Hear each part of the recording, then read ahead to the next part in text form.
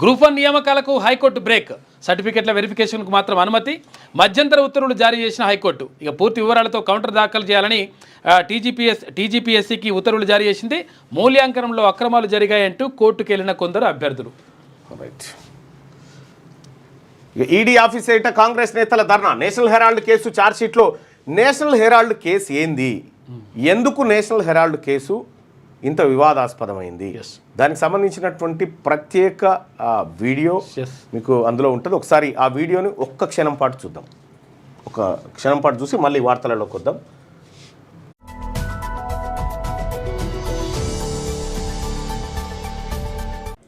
National Herald వార్తాపత్రికకు సంబంధించిన money laundering కేసులో మరో కీలక పరిణామం చోటు చేసుకుంది. ఈ కేసులో ఎన్ఫోర్స్మెంట్ డైరెక్టరేట్ తాజాగా ఛార్జ్షీట్ దాఖలు చేసింది. అందులో కాంగ్రెస్ అగ్రనేతలు సోనియా గాంధీ, రాహుల్ గాంధీ పేర్లను చేర్చింది. వీరితో పాటు ఆ party overseas unit chief Sam Pitroda, Suman దుబేను నిందితులుగా పేర్కొంటూ ఢిల్లీలోని రౌస్ అవెన్యూ కోర్టులో ఛార్జ్షీట్ వేసింది.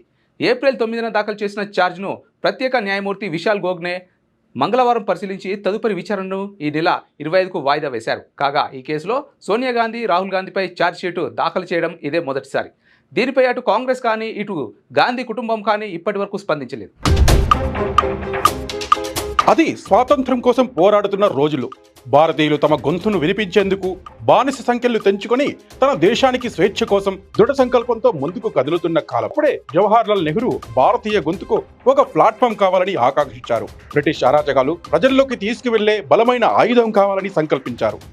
ఆ సమయంలో 1938 సెప్టెంబర్ 9న నెహ్రూ చేతుల మీదుగా పుట్టిన వార్తాపత్రికని National Herald Associated Journals Limited సంస్థ ఆధ్వర్యంలో పత్రిక కార్యరూపం దాల్చింది. ఇక అప్పటి నుండి మొదలైన పత్రిక ప్రస్థానం స్వతంత్రం వచ్చే వరకు నిర్విరామంగా కొనసాగింది. ప్రతి భారతీయుడు గొంతుకకు అక్షర రూపమైంది. ఇండియన్ నేషనల్ కాంగ్రెస్ కు అతిపెద్ద బలంగా మారింది. నేషనల్ హెరాల్డ్ పత్రిక కాంగ్రెస్ కు అనుబంధంగా కొనసాగుతూ వచ్చింది. ఇందిరాగాంధీ ఎమర్జెన్సీ విధించిన సమయాల్లో కూడా ప్రజలకు సమాచారం అందించిన పత్రిక అది.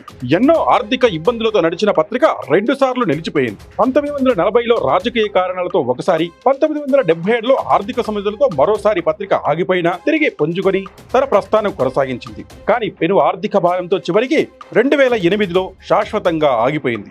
నేషనల్ హెరాల్డ్ పత్రికకి అనుబంధంగా రైట్, అది నేషనల్ హెరాల్డ్కి సంబంధించినటువంటి పూర్తి కథనము క్యూనిస్ హెచ్డిలో శనార్థి తెలంగాణలో మీకు అందుబాటులో ఉంది. అసలు ఏంది దాని చూడొచ్చు అనేది